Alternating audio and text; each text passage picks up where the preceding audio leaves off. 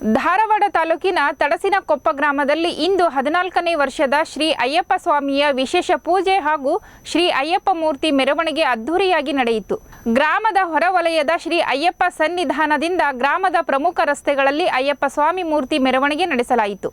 ಇನ್ನು ಮೆರವಣಿಗೆಯಲ್ಲಿ ಮಹಿಳೆಯರು ತಲೆಯ ಮೇಲೆ ಕುಂಭ ಹೊತ್ತು ಸಾಗಿದ್ದು ಮೂರ್ತಿ ಮೆರವಣಿಗೆಯ ಮೆರುಗು ಹೆಚ್ಚಿಸಿತು.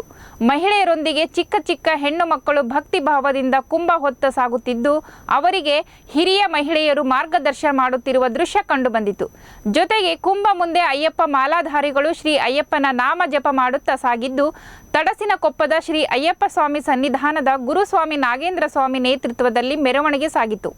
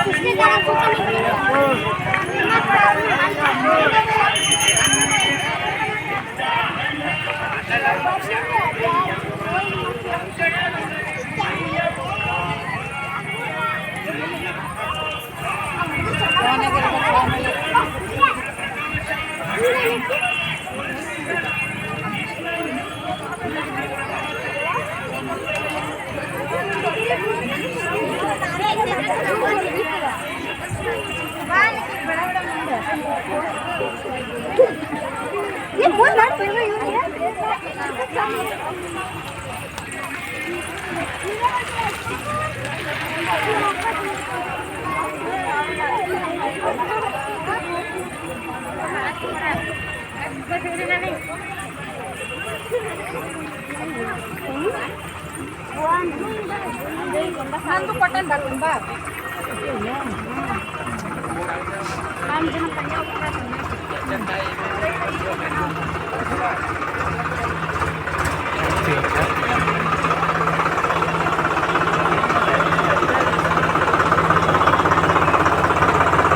ಸ್ವಾಮಿ ಶರಣಯ್ಯಪ್ಪ.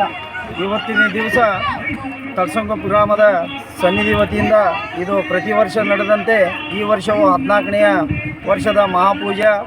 ನಿನ್ನೆಯಿಂದ ಗಣಹೋಮ ಮತ್ತು ನವಗ್ರಹ ಪೂಜಾ, ಸತ್ಯನಾರಾಯಣ ಪೂಜಾ ನಿನ್ನೆ ಮಾಡಲಾಯಿತು. ಇವತ್ತು ಅಯ್ಯಪ್ಪನ ಭವ್ಯ ಮೆರವಣಿಗೆಯೊಂದಿಗೆ ಕುಂಭಮೇಳ ಮೆರವಣಿಗೆ ಬೆಳಗ್ಗೆದ್ದ ಅಭಿಷೇಕ, ಪಂಚಾಮೃತ ಅಭಿಷೇಕ, ರುದ್ರಾಭಿಷೇಕ ಮಾಡಿ ಪುಷ್ಪಾಲಂಕಾರ ಮಾಡಿ ಈಗ ಮೆರವಣಿಗೆ ನಡೀತಾ ಇದೆ. ಸಾಯಂಕಾಲ ಭಜನೆ ಮತ್ತು ಪಡಿಪೂಜಾ, ಅನ್ನಪ್ರಸಾದ, ಪ್ರಸಾದ ಇರ್ತದೆ.